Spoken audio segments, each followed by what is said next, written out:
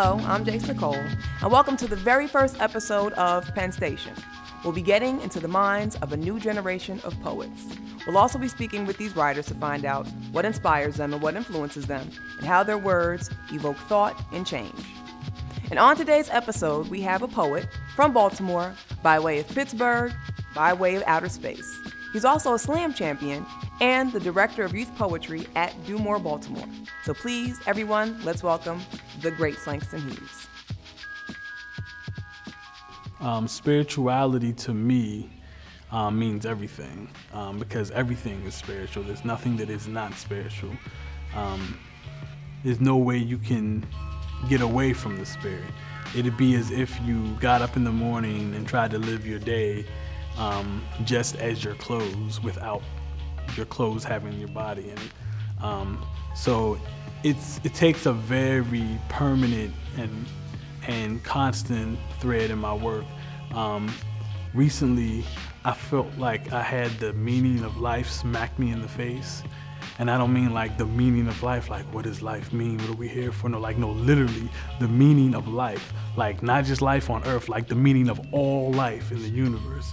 And I came to the conclusion that we are literally the stars. Like when Carl Sagan said we are of star stuff, like literally we're stars.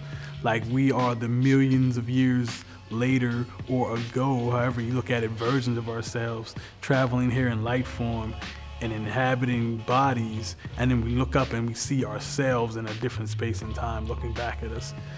So through poetry, I kind of try to take incantations of those ancient versions of ourselves and put them back into context. So poetry really is just incantations put back into context, and the spiritual aspect of my work is everything that is in my work.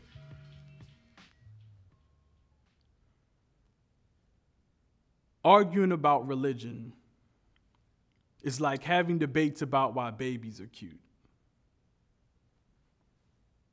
Most babies.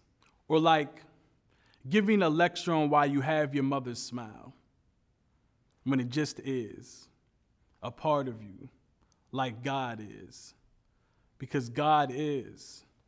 But so often we attempt to cut the Most High out of our skin like a blind surgeon, performing malpractice on ourselves when no surgery is even needed. The cures to the diseases that we're seeking already exist within ourselves, as if Khalil Gibran pays rent for the biological tenets living as remedies inside of our arteries, and we always act like we gotta say the Lord's name as if it isn't already in vain. Looking up at the sky for help, hope, God, aliens, and receive nothing but chemtrails staring back at you, wrapping your face in the clouds like it's the Shroud of Turin trying to bleed out stars, because everybody seems to know who God is, as if you aren't and only they are, as if they had Jesus' jism in a jar. However, I know what faith looks like, because I have seen her pull God from her womb like a Christ-created C-section, body bathed in bloody blessings, yanking joy from the very earth. And no matter how difficult the hardships were when growing up, all I remember, me and my sister, happiness was all we felt, because my mother always kept a smile as bright as sunlight, or as bright as the sun's light, as if she had the words to Nikia Rosa by Nikki Giovanni inscribed inside herself, because black love is black wealth, and you will never know who God is until you find what faith looks like inside yourself. Faith has nothing to do with the belief in things not seen. I actually know what it looks like. It is a brown lady with bad knees and the best baked goods you ever tasted. The ability to never quit, laugh at your own hardships, and rise a weary spirit from a mattress at 6 a.m. like bread that is leavened. And I have her smile tattooed across my face like joy, like graffiti plastered on a subway train headed for heaven. And God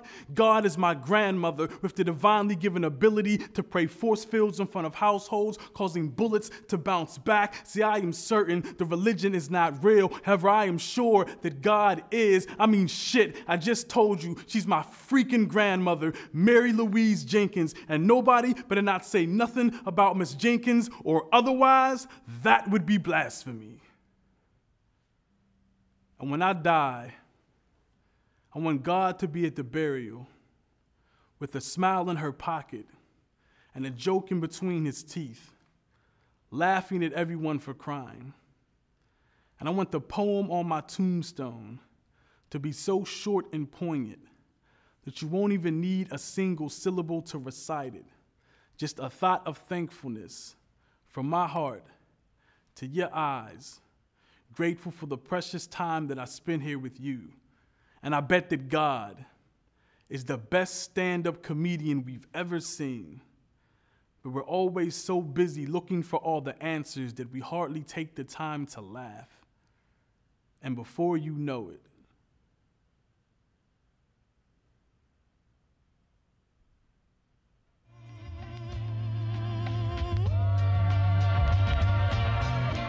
thank you everyone for watching the very first episode of Penn Station. Don't forget to subscribe to the Penn Station channel. And I, of course, am your host, Jace Nicole. We'll see you next time.